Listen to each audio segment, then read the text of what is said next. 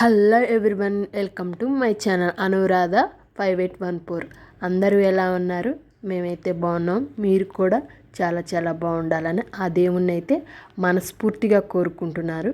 ఈరోజు నా వీడియో ఏంటంటే సింపుల్గా ఇంట్లోనే నిమ్మకాయ పులిహోర 5 నిమిషాల్లో ఎలా రెడీ చేయాలో నా స్టైల్లో అయితే చూపిస్తున్నాను. నిమ్మకాయ పులిహోర అంటే ఎవరికి ఇష్టం ఉండదు. పిల్లలకి లంచ్ బాక్స్లో కానీ పొద్దునే టిఫిన్ లాగా అయినా కానీ ఈ పులిహోరని అయితే మనం రెడీ చేసుకోవచ్చు. ఎక్కువ టైం అయితే ఉండదు. చింతపండు పులిహోర కన్నా నిమ్మకాయ పులిహోర చాలా టేస్టీగా ఉంటుంది. అదీగాక చాలా తొందరగా అయిపోతుంది. తినడానికి కూడా టేస్టీగా ఉంటుంది. ఇంకా ఎలా తయారు చేయాలో చూద్దామా మరి. నేనైతే ముందుగా పులిహోరకి తగ్గట్టు రైస్ని అయితే పెట్టాను. అదైతే ఉడికిచ్చేసాను. చూడండి, నీరు మొత్తం తీసేసాక నీరు కొద్దిగా కూడా లేకుండా నేనైతే ఇలా పులిహోరకి ఏమేమి కావాలో చూపిస్తున్నా చూడండి. నిమ్మకాయలు 4 తీసుకున్నాను. అలాగే ఎండుమిర్చి, తాలింపు సామాన్లు, గిన్నెడు పల్లీలు అయితే తీసుకున్నాను. కరివేపాకు, అలాగే సన్నగా కోసిన కొత్తిమీర, అలాగే ఒక 5-6 పచ్చిమిర్చి అయితే తీసుకున్నాను. పచ్చిమిర్చి వేయటం వల్ల చాలా టేస్ట్గా ఉంటుంది. అలాగే కారంగా పుల్లగా ఉంటుంది. ఇంకా నేను పులిహోరకి అయితే తాలింపు వేస్తున్నా చూడండి.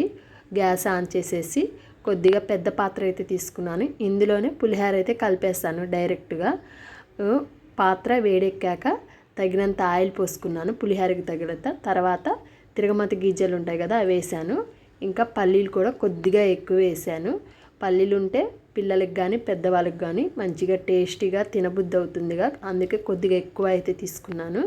తీసుకొని ఇవైతే ఎర్రగా వేపాను చూడండి.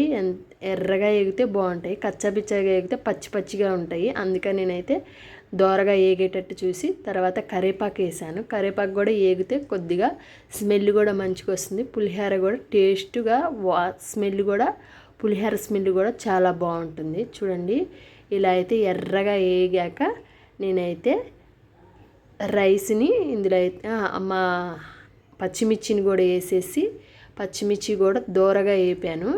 వేపటం వల్ల కొద్దిగా అందులో కారం కలుస్తుంది కదండి, పులిహోర కూడా టేస్టీగా ఉంటుంది. పచ్చిమిర్చి వేపేసి కలగలిపి అయితే కలిపేస్తున్నా చూడండి. ఇలాగా కలిపాను. ఇవన్నీ అయితే దోరగా వేగేదాకా అయితే కొద్దిగా సిమ్లో పెట్టి దోరగా అయితే వేయించాను. ఇలా వేగింది. ఇక రైస్ని అయితే వేస్తాను. దానికన్నా ముందు కొద్దిగా పసుపు వేసాను.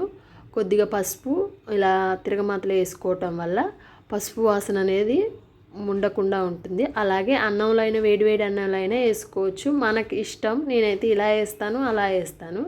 ఇలా కొద్దిగా పసుపు కూడా స్మెల్ పోయేటట్టు ఉంచాక ఇప్పుడైతే అంతా తిరగమాత మొత్తం ఎర్రగా కాలింది కదా. ఇంకా రైస్ని అయితే ఉడికిచ్చిన అన్నాన్ని అయితే శుభ్రంగా నీరు లేకుండా కొద్దిగా అంటే మెత్తగా లేకుండా పులిహోరకి తగ్గట్టుగా అయితే వండాను. ఇంకా రైస్ని అయితే ఈ తిరగమాతలో వేసేసాను. వేసి ఈ మొత్తం రైస్ని దానికి తగ్గట్టు వేసేసి ఇంకా సన్నగా కోసిన కొత్తిమీర ఉంటుంది కదండి, ఈ కొత్తిమీరని కూడా ఆ పులిహోరలో వేసేసి కొద్దిగా అన్నం అయితే వేడి అన్నం అయితే పైన వేసాను. కొంతమంది అయితే తిరగమాతలోనే వేసుకుంటారు, నేనైతే పైన వేసాను. వేసాక ఇప్పుడు నిమ్మకాయలు చూపిస్తున్నా కదండి, ఇవి రసం అయితే తీస్తాను. దానికన్నా ముందు పులిహోరకి తగ్గంత సాల్ట్ అయితే వేస్తాను.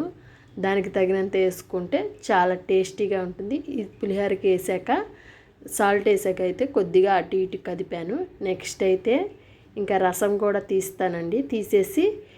తీసి గిన్నెలో అయితే వేసుకున్నాను. ముందు డైరెక్ట్గా అయితే ఏమీ వేయలేదు, ఎందుకంటే అందులో గింజలు ఉంటాయి కదా, అన్నంలోకి వెళ్తుందని. ముందు అయితే ఒక గిన్నెలో రసం తీసేసుకొని ఇందులో అయితే పులిహోరలో అయితే వేసి చేత్తో అయితే పిసక్కుండా కచ్చబిచ్చ కలిపాను. చూడండి, కలిపాక చూపిస్తున్నా. ఇదనమాట, ఇంత బాగుంది. నేను పులిహోరలోకి టమాటా చట్నీ అయితే చేశాను. ఇందులో టేస్ట్గా ఉంటుంది కదండి, దానికి కాంబినేషన్గా అయితే టమాటా అండ్ కొత్తిమీర చట్నీ అయితే చేశాను. ఇంకా పులిహోర అయితే రెడీ అయిపోయింది.